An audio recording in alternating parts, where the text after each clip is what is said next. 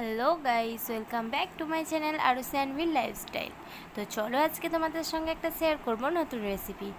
তো এটা হচ্ছে সুজির একটা মিষ্টি। তো এই মিষ্টি করার জন্য কি কি উপকরণ লেগেছে সেটাই তোমাদের সঙ্গে আজকে শেয়ার করব। তো দেখো এই মিষ্টিটা কতটা সফট হয়েছে। তো চলো দেখে নিই এর জন্য কি কি লেগেছে।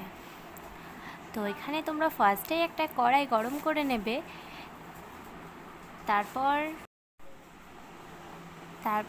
ওর মধ্যে 2-3 চামচ ঘি নিয়ে নেবে। তো ঘিটা ভালো করে গরম হলেই কাঁচা সুজি ওর মধ্যে ঢেলে নেবে। তো তোমাদের যতটা পরিমাণে লাগবে ততটা দেবে। তারপরে হালকা হালকা করে নাড়বে যাতে সুজিটা কালার না চলে আসে, এরকম সাদা সাদাই থাকতে হবে সুজিটা।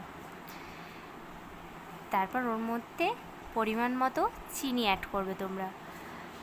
তো আমি এখানে চিনি অ্যাড করেছি, তারপর সামান্য নুনও দিয়েছি। তারপর ওখানে 1.5 কাপ মতো দুধ দিয়ে দিয়েছি। তো এটা বেশ অনেকক্ষণ ধরে ফোটানোর পর যেটা সুজিটা একটু সেদ্ধ হবে, তারপর এলাচ গুঁড়ো।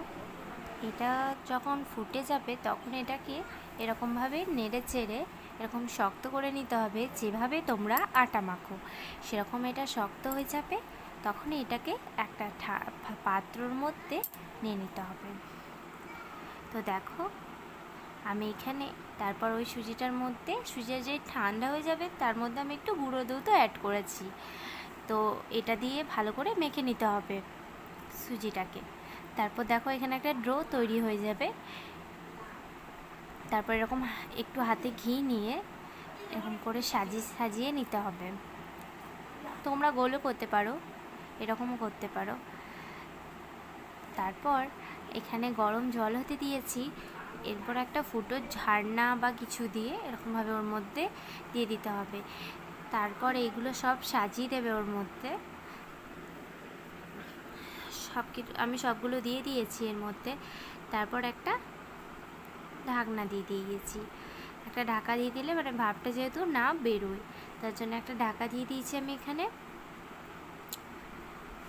তো দেখো ফাইনালি আমার এগুলো সিদ্ধ হয়ে গেছে। তারপর ঠান্ডা করে এরকমভাবে গুঁড়ো দুধটাকে এরকম করে ওপর থেকে ছিটিয়ে নিতে হবে, মেখে নিতে হবে। তো আমি এখানে সবগুলোই মেখে নিয়েছি। দেখো